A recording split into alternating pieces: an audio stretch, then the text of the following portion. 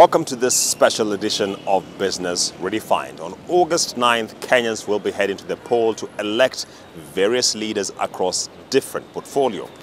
Cost of living is a big issue. According to the latest data from the National Bureau of Statistics, inflation now stands at 7.1%. That's the highest point it's been at in 27 months. In this episode, we want to ask two questions. Why is cost of living a big issue? And more importantly, why should it be at the top of your mind as you take your decision in the August 9th general election? We start now.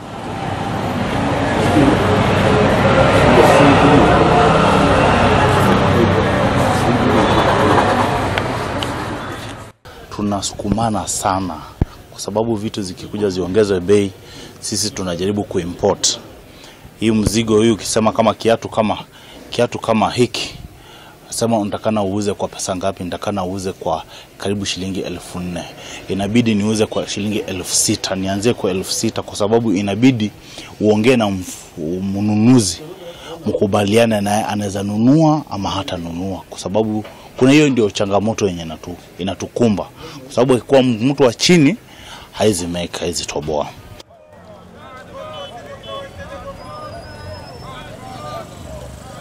Cost of living is a big issue for Kenyan households and businesses, particularly those that are in the low-income category. Every month, the Kenya National Bureau of Statistics releases data on inflation, a metric which is used to trace the change in the cost of basic goods and services. As at the close of May 2022, inflation stood at 7.1%, the highest point in 27 months. But maybe inflation sounds too abstract a concept, so let's put it in terms we can all understand. Between April 2021 and April 2022, the average cost of a litre of cooking oil rose by a staggering 103 shillings and 52 cents. Over the same period, the average cost of a 2-kilogram bag of wheat flour increased by 31 shillings and 86 cents. At the same time, the average cost of a 2-kilogram bag of maize flour increased by 17 shillings and 28 cents. The cost of a 500 milliliters packet of milk has increased by 5 shillings and 99 cents, and the average cost of a kilogram of sugar has gone up by 16 shillings and 91 cents.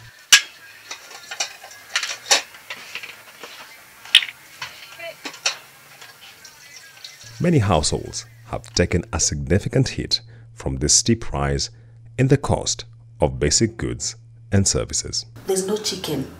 I had to change it because I cannot afford it. Meat, once in a week or twice in a week. If I was buying 5 liters of cooking fat, I buy 1 liter. I buy 1 liter that will take me 2 to 3 days. Then I go back to the shop. I'm living a day. We are living a day at a time.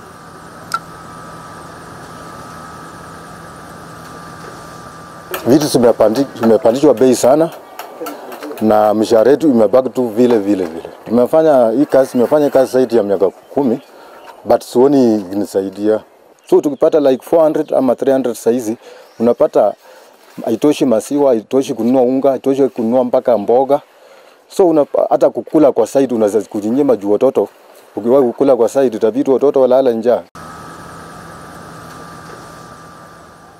The latest Financial Access Survey, a report generated by the financial sector deepening Kenya, the Kenya National Bureau of Statistics and the Central Bank of Kenya, indicates that spikes in cost of living is the single largest shock Kenyans have to deal with, ranking even higher than the shock of a medical emergency.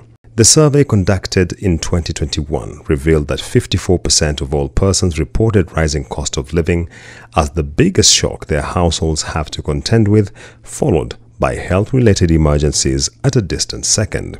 Loss of one source of income is the third largest shock faced by Kenyan households, followed by death in the family. More Kenyans in the rural areas report cost of living as their single largest shock than their counterparts in urban areas. The same is the case with health emergencies, which are reported by more Kenyans in the rural areas as their second largest shock than their counterparts in the urban areas. However, more Kenyans in the urban areas report loss of a source of income as their third largest shock than those in the rural areas. Sasa biashara imerudi chini, chakula imepanda. Sasa unapata wananchi wa chini sasa wako wanaumia. Kitu yenye nasema, naomba serikali chakula wapunguzeko bei ili mwananchi wa kawaida wa chini wa mwisho kabisa pia apate raha kwa hii dunia. I think inevitably the cost of living will be an election issue. We had considered that the economy would be an election issue. But of course, now with the rise in cost of living, it then becomes I think an overriding issue because of the impact it's having on households. We did a survey in Nairobi County, and this mirrors, of course, what's coming out in the official statistics. And we were talking to citizen organized groups, informal traders, community-based organizations, and asking them, how has debt impacted your life? And we expected to find that businesses would be the most affected. But the interesting thing is the overriding issue was household, the burden on the household. So, there's a real sense with people that you, for the amount of money you were spending a year or two ago, you're getting much less. And of course, we are seeing in the statistics, food insecurity has come up. Households, on the lower income scale are not able to get, the meals. Actually, people are missing out on meals. So the impact on households, the impact on individuals, even before the Ukraine war was really overbearing.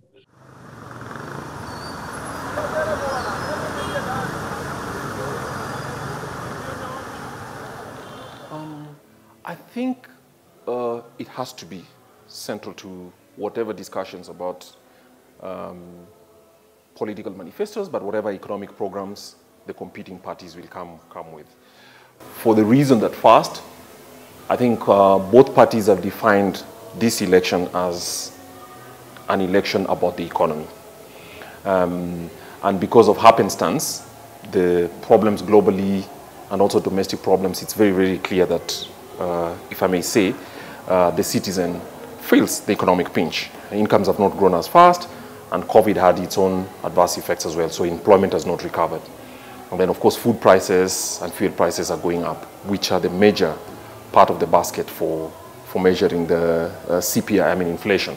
So obviously, the buying power of the consumer, who is a citizen and therefore the voter, has been affected. So obviously, so as we discuss how the economy is going to be fixed, the public debt is on one side, the other would be the question about the cost of living.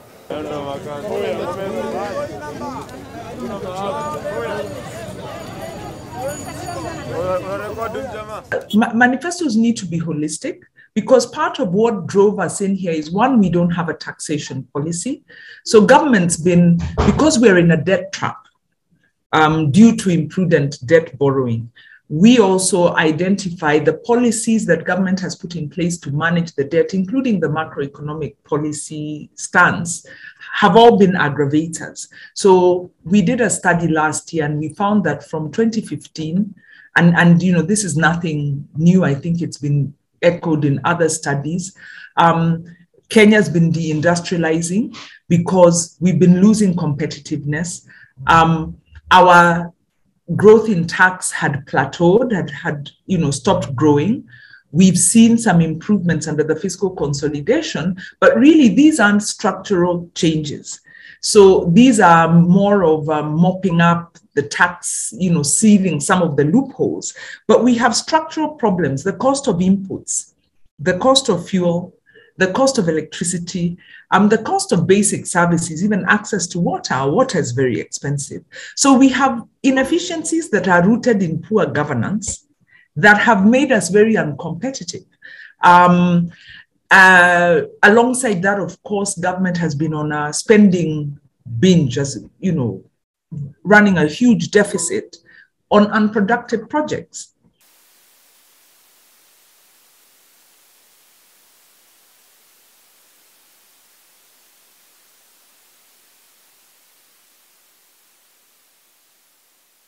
I think we have a basic rubric at the IEA about how we'll assess the economic platforms. And one of them is basically, does this candidate or this political party show that it actually understands what the economic weaknesses are? Everybody seems to accept that there is.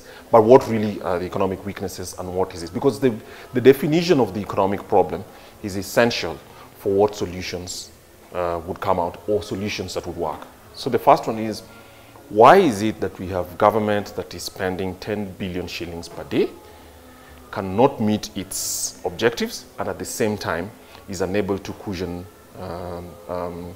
citizens who are most vulnerable in times like this? So the first one is just basically the mess in the public finances. Government's balance sheet needs to be fixed because it's not a problem of money.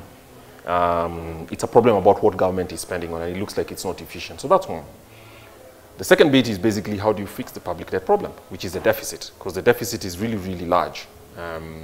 So that's the second. The third one, what are the solutions for how taxes will be raised and how the tax system is actually going to be fixed? Because one of the things that has happened, when President Uhuru came in 2013, among the things he announced that Kenya's tax system was everywhere a mess. He didn't say this, but some people said it's completely, it's a fine mess. He was right. So one of the first things he did was to try and bring in the tax, the VAT, which was to fix it and make the VAT more coherent. I think as he leaves, he's unraveled all that. So what that means is that fixing that would be part of it. The third part, I think, is the core public service delivery, whether it's education, whether it's health, or obviously infrastructure out there. And the fifth one, in our view, is social protection. Kenyans who are most vulnerable. Obviously, everybody feels it, but there are very specific Kenyans who are vulnerable right now. So we've had a famine for 8 months now. People have been starving in different parts of this country to death. How do you protect citizens who are most vulnerable, regardless of what other conditions government has to live with? So in our view, those 5 things would be important pointers.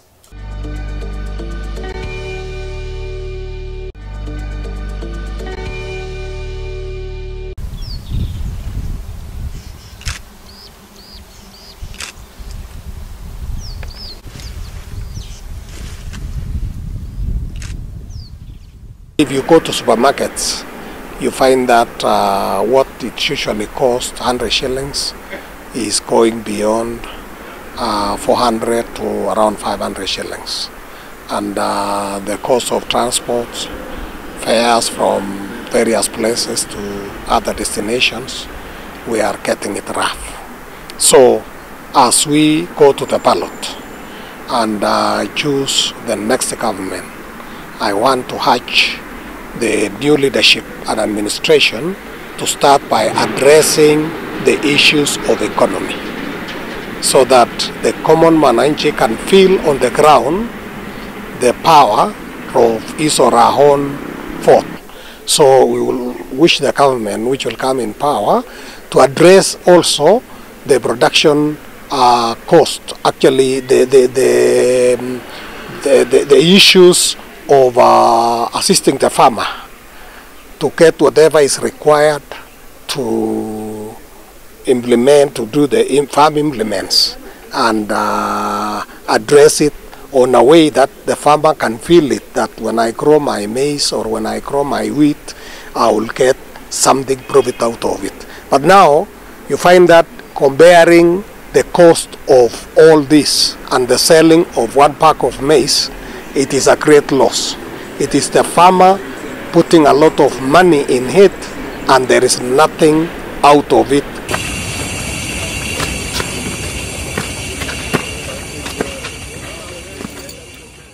You know, we want to see what are the priorities. The PBO, the Parliamentary Budget Office, recommended Of course, agriculture. There's a big argument for agriculture as a multiplier, working on the productivity of agriculture because of the numbers it employs. Health sector, of course, is another multiplier. Education sector is also a multiplier, but where do you put the money?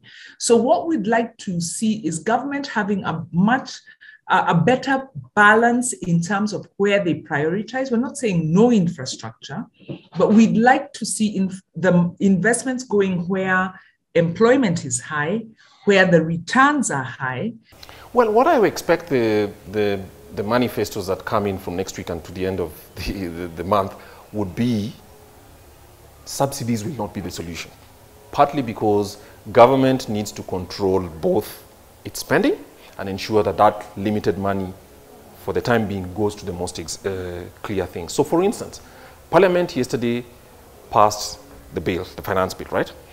But the problem is, while those bills have been passed, the appropriations law that was allowed earlier did not have a facility for spending on fuel, for instance. There was no money appropriated to fund the subsidy on fuel, which will be ending. And the grant that's available, the money that's available ends on 14th of June. So in another 10 days or so, we'll have to be talking about, okay, so what happens because the money has not been appropriated and it's not available? Parliament will be closing soon after. So obviously what they've done is kicked the ball into the future. So subsidies will not solve it. So remember, we have subsidies on fuel, which is breaking down. We have subsidies on fertilizer that they've introduced, breaking down. And we have, of course, some tax cuts on cooking gas, which is fine, but it's mostly an urban person's cooking material. So obviously, even that appreciation, just the honesty by a new administration, that we understand what is happening, and to level with Kenyans around that will be a very critical part about who has a credibility in the IEA's eyes to actually manage the economy from the 9th, or is it the 10th of August this year?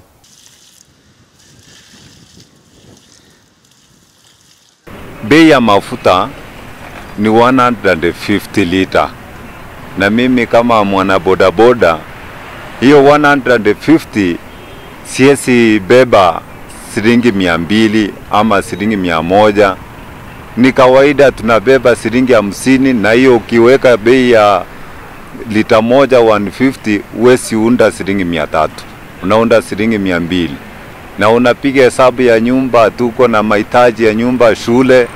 Sasa tunaomba serikali iweze kuangalia hapo, na upande wa mahitaji tulio nayo kama sisi viongozi, muangalie sana tunapoenda kuwachagua, ili muweze kuangalia mwananchi katika uchumi ambaye imeharibika.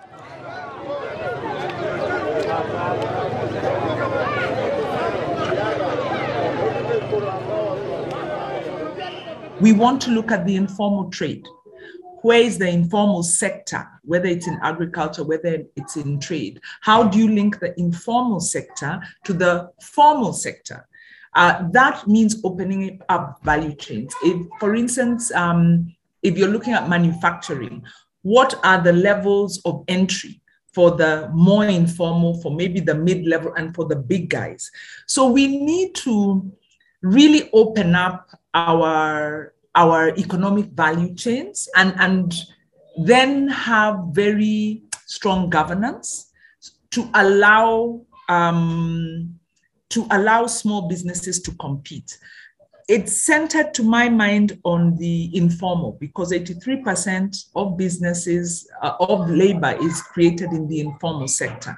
We have this idea that to create employment, we must formalize the informal. And then we create a very regimented regulatory framework that criminalizes the informal. We'd rather look at the informal as, as something that maybe is not here to stay, but is a viable way of doing business. Tunatarajia president ambaye atakuja next. Atuangalie sana maslahi ya wananchi wa chini kabisa. Gharama ya maisha iko juu sana, aangalie sana hiyo kitu. Hiyo jambo asingatie sana kuangalia. Juu sisi watu wa chini tunaumia sana, hatuna kazi. Hata bodaboda yetu hii hatuna makastoma. Wametukimbia sababu hata pia nao hawana fedha ambao wanaweza panda ndio tupate sisi pia riziki. So first, I think we have to be very, very clear with promises. This is not we are not going to have a Santa Claus administration.